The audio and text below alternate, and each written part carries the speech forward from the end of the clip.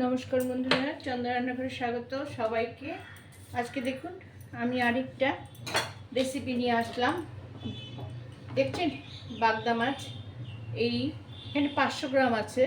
সমস্ত নাড়ি মানে এখানকার নাটটা বের করে, মানে টেনে বের করে হচ্ছে, মাথা টাথা সব পরিষ্কার করে নিয়েছে। প্রত্যেকটা এইভাবে চিড়ে পরিষ্কার করা হয়েছে। হ্যাঁ, এটা আদা রসুন বাটা, আর এটা শুকনো লঙ্কা আর জিরে বাটা, আর কিছু না কিন্তু। হ্যাঁ, আর গরম মশলা দেবো, লবণ হলুদ, ব্যাস। আর এই হলো নারকেলের দুধ বের করে নিয়েছি। এটা বাগদা স্পেশাল। হ্যাঁ, আচ্ছা, এবার আমি গ্যাসটা ধরিয়ে দিচ্ছি। দেখুন গ্যাস ধরিয়ে দিলাম।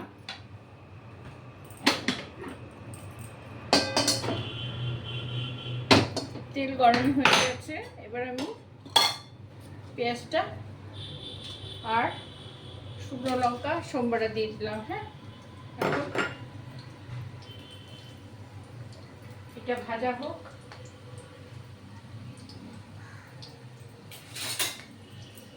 এই পেঁয়াজটা লাল করে ভাজা হবে।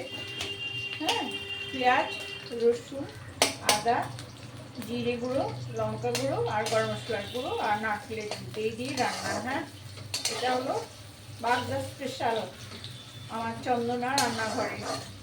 আপনারা কাইন্ডলি দেখবেন, স্কিপ করে যাবেন না। আমি কিন্তু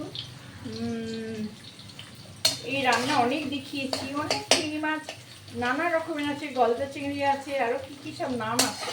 আমার হাজব্যান্ড এগুলো না জানে। আমরা চিংড়ি বলতে চিংড়িই বুঝি, কুচো চিংড়ি আর বড় চিংড়ি। হ্যাঁ, আচ্ছা ঠিক আছে। এবার পেঁয়াজটা ভাজা হলে আমি মাছটা ছেড়ে দেবো। হ্যাঁ,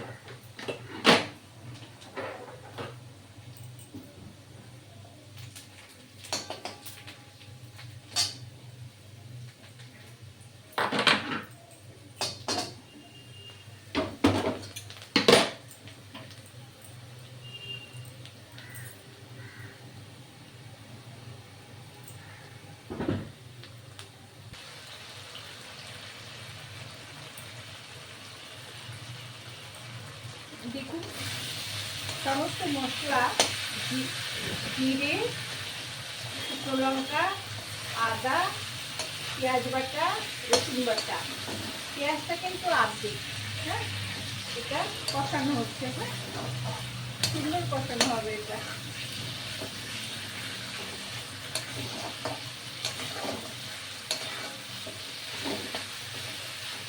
মাছ দিয়ে সমস্ত মশলা কষিয়ে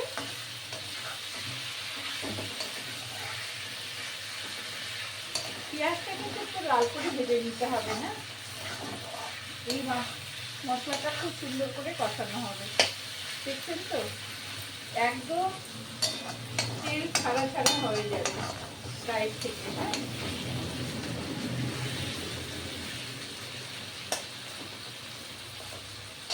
আমি এর মধ্যে এখন কি দিয়ে দেবো, গরম মশলা দিয়ে দেবো। হ্যাঁ,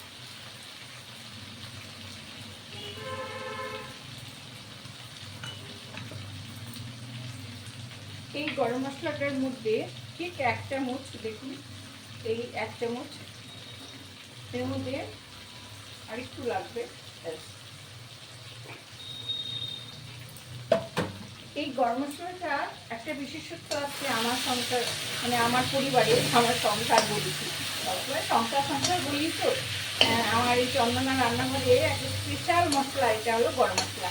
আমি নিজের মতন গরম মশলা তৈরি করে নিই, যেমন জিরে, মৌরি, ধনে না, জিরে, মৌরি, স্টারনিশ, এলাচ, লবঙ্গ, দারচিনি, এসব দিয়ে আমি এটা এই গরম মশলাটা করি। হ্যাঁ, সব কিছু দিয়ে করি। আপনারা আমার অন্য ভিডিওতে আছে, আপনারা দেখে নেবেন। হ্যাঁ, এই দেখুন কষানো হয়ে গেছে, কড়াইয়ের সাথে লেগে আসছে।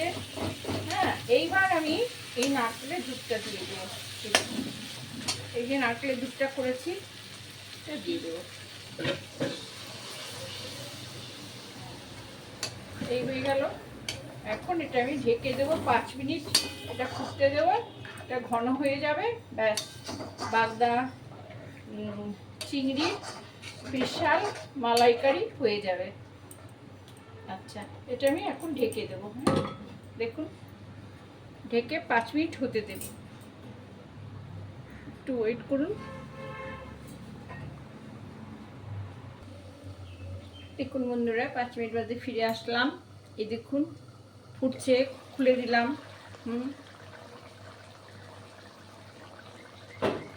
দেখুন হয়েছে। গরম কড়াইয়ে এইরকম ঢাকা থাকবে 5 মিনিট, তারপরে পরিবেশন করবেন। হ্যাঁ, তারপরে পরিবেশন করবেন। হ্যাঁ, আপনাদেরকে আমি বলে রাখছি। হ্যাঁ, এই 5 মিনিট এই কড়াইয়ে থাকবে। হ্যাঁ, আরও 5 মিনিট, এই যে রান্নাটা হয়ে গেছে, এরপরে আরও 5 মিনিট থাকবে। তারপরে আপনারা এটা যে কোনো পাত্রে ঢেলে সার্ভ করবেন। হ্যাঁ, আমি এটা এখন আবারও ঢেকে দিলাম। হ্যাঁ, আমি 5 মিনিট বাদে আবার আপনাদের এটা গ্যাসও অফ করে দিলাম। দেখুন, হ্যাঁ, এবার আমি 5 মিনিট বাদে আবার দেখাবো বেড়ে। দেখুন এবার খুলে দিচ্ছি, দেখুন কেমন সুন্দর হয়েছে, দেখছেন তো?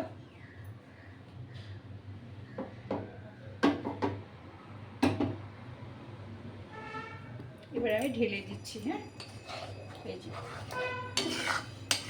ঝোলটা দেখেছেন তো? আমি কিন্তু কোনো খোসা দিই না, সবসময় শুধু ঝোল দিই, নারকেলের জল দিই। হ্যাঁ, আর কিচ্ছু দিই না। দেখুন ঠিক এরকম হবে, একদম ক্ষীর যেমন হয় সেরকম নারকেলের দুধ দিয়ে এরকম ক্ষীর রান্না হবে একদম। হ্যাঁ, এটাকে বলে মালাইকারি।